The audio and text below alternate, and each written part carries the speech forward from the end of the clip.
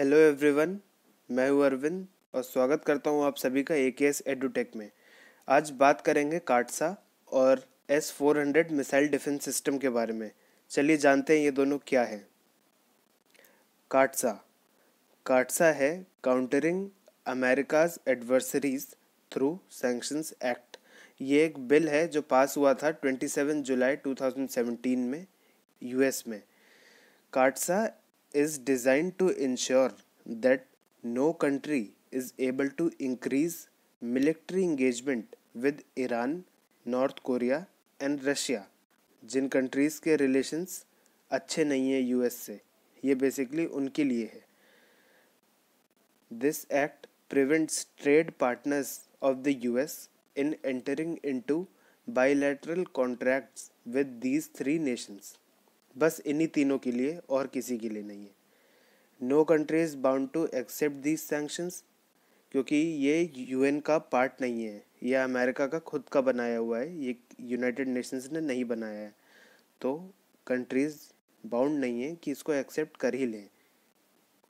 आगे बढ़ते हैं।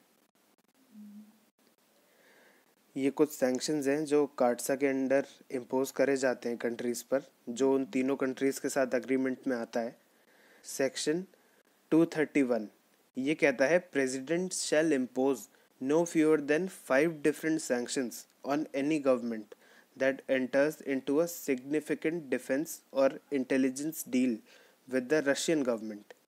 ये एक पर्टिकुलर सैंक्शन में से है जो इंडिया पे लग सकता है अगर वो S-400 सिस्टम की डिलीवरी रशिया से लेता है। तो आगे इंडिया का स्टैंड भी जानेंगे अब तक का। उसके बाद आता है सेक्शन 235। इसमें 12 ऑप्शंस होते हैं, जिसमें इंक्लूड होता है कि stopping credit lines from US and international banks such as IMF, यहाँ से भी फंडिंग रोकी जा सकती है यूएस के थ्रू। Blocking sales of licence goods and technology, banning banks, manufacturers, suppliers, property transactions and even financial and visa sanctions on specific officials। मतलब जो कंट्री इन पहले बताई गई 3 कंट्रीज़ के साथ आती हैं किसी एग्रीमेंट में, तो उनके साथ ऐसा ऐसा हो सकता है। उनके इनफैक्ट ऑफिशियल्स पे भी एक्शंस ले सकती है। कोई पर्टिकुलर ऑफिशियल जैसे वीज़ा नहीं दिया और ऑब्वियसली एंट्री नहीं मिलेगी उसको फिर यूएस में। The law empowers president to waive sanctions or delay them if he or she certifies that the deal is not a threat to US and allies, that waiver of sanctions in the US vital national security interest, or that the country being sanctioned promises to reduce its future dependence on the adversary country। अब बात कर लेते हैं India की position की। India has not back down, याद रखिए, not back down in the face of US opposition thus far, and is scheduled to receive the first S-400 deliveries in December. In preparation for the induction, 2 teams of technicians from the IAF were trained on the systems by the manufacturer Almaz Ante in Russia this year।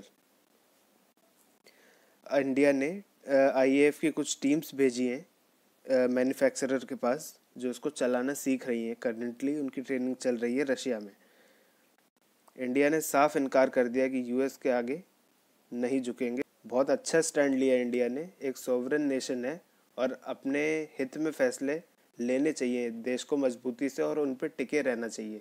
किसी दूसरी country की वजह से नहीं कि उनका एक law है कि उसकी वजह से हम लोग पीछे हट गए, ऐसे नहीं होना चाहिए। बहुत ही अच्छा स्टैंड है इंडिया का और हटना भी नहीं चाहिए इस स्टैंड से। अब बात कर लेते हैं दोस्तों S-400 एयर डिफेंस सिस्टम के बारे में। इसका नाम है S-400 triumph. It is a mobile surface to air missile system developed in 1990s by Russia's Almaz Central Design Bureau of Marine Engineering. Considered one of the most advanced and potent air defense systems in the world, S-400 Triumph has the capability to protect against all sorts of aerial attacks, चाहे drone attack हो जाए, missile attack हो जाए, rocket attack हो या fighter jets घुसे आए, उन सब को भी गिरा सकता है। The system intended to act as a shield over a particular area is a long range surface to air missile system। अब ये कुछ important points देख लेते हैं। Each unit has 2 batteries, each one of has command and control system, a surveillance radar and engagement radar and 4 launch trucks। S-400 detects an aerial threat approaching the air defense bubble। मतलब जो area उसको protect करना है, अगर वो वहाँ पे कुछ भी आता हुआ देखता है, उस टारगेट की ट्रेजेक्ट्री कैलकुलेट करता है और उस पर मिसाइल फायर करना स्टार्ट करता है। It has long range surveillance radars that sends information to the command vehicle. एक कमांड व्हीकल अलग खड़ा होता है, जहाँ S-400 पोजीशन होता है उससे अलग होता है command vehicle. On identifying the target, the command vehicle orders a missile launch. Doctor Alexander Lemansky of Almaz Antey was the chief engineer on the S-400 project. अब बात करते हैं अल्माज एंते क्या है।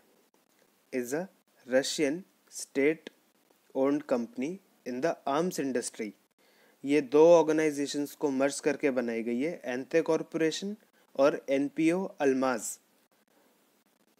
और इसके हेडक्वार्टर्स मॉस्को में है। और बेसिकली ये एंटी एयरक्राफ्ट डिफेंस सिस्टम्स ही बनाते हैं। आगे बढ़ते हैं। इंडिया ने इनको क्यों खरीदा, क्या ज़रूरत पड़ गई? To protect against attacks by missiles और फाइटर जेट्स फ्रॉम चाइना और पाकिस्तान। दोस्तों आप मेरे को कमेंट्स में ज़रूर बताइएगा, आपके अकॉर्डिंग ज़्यादा बड़ा थ्रेट कौन है इंडिया के लिए, चाइना या पाकिस्तान? कमेंट करके बताइए। एक रिपोर्ट आई थी, एक थिंक टैंक है Delhi based observer research foundation, उसने बताया था कि एयरफोर्स के बाद और कोई ऑल्टरनेटिव नहीं है जो इस कैपेबिलिटी का हो कि जब एयरफोर्स ना हो तो क्या रहेगा सेफ्टी के लिए। तो ये लाइंस देखिए। Observers research foundation mentioned that from the perspective of IAF there is no alternative system capable of serving its long range air defense requirements from the standpoint of either capability or cost. The S-400, it said, can constrain the adversary's air operations even with their own airspace। मतलब एक जगह रह के दूसरे के air space में भी आराम से उसकी रीच है और एयरफोर्स केवल अपने स्पेस में ऑपरेट कर सकती है। A capability unmatched by typical western systems offered us analogues. इसी के बाद इसको खरीदने का मन बनाया गवर्नमेंट ने। S-400 को 5 मिनट में डिप्लॉय किया जा सकता है। India is set to receive first of the 5 units it brought by end of year 2021। अभी December 6 अराउंड एक मीटिंग है जिसमें रशिया के फॉरेन मिनिस्टर और व्लादिमीर पुतिन और मोदी जी की मुलाकात होगी। देखते हैं क्या डिस्कशंस होंगे उस मीटिंग में। What concerns India is that China placed an order in March 2014 and the delivery began in 2018. During the standoff in Ladakh, which began in May 2020 and remains unresolved, China had reportedly deployed its S-400 along the line of actual control। तो ये एक important reason है कि हमारे पास भी ऐसी capability होनी चाहिए, क्योंकि चाइना के पास है और चाइना इसका फर्स्ट बायर था। जब ये सिस्टम्स कंपनी ने ऑफ़र करे इंटरनेशनल मार्केट्स में तो चाइना पहला बायर बना इनका। इसलिए इंडिया को और ज़रूरत है इनकी, क्योंकि चाइना ऑलरेडी एक थ्रेट है हमारे लिए। और करंट अपडेट्स हैं कि यूएस ने काटसा लगा दिया है टर्की के ऊपर, जिसको रिसेंटली डिलीवरी मिली है S-400 मिसाइल डिफेंस सिस्टम की। ये देखिए, ऐसा है ये सिस्टम। ये डिप्लॉयमेंट के पहले है ऐसा लगता है, और डिप्लॉय होने के बाद कुछ ऐसा। काफ़ी अच्छा लग रहा है। बस आज की वीडियो में इतना ही था। Thank you for watching. अगर अच्छा लगा हो तो लाइक करिए, चैनल को सब्सक्राइब करिए और कमेंट्स में अपने थॉट्स बताइए कि आपको काटसा सही लगता है, और चाइना या पाकिस्तान में से कौन है सबसे बड़ा थ्रेट, कमेंट्स में बताइए। और प्लीज़ AKS एडुटेक को सब्सक्राइब कर दीजिए। Thank you so much.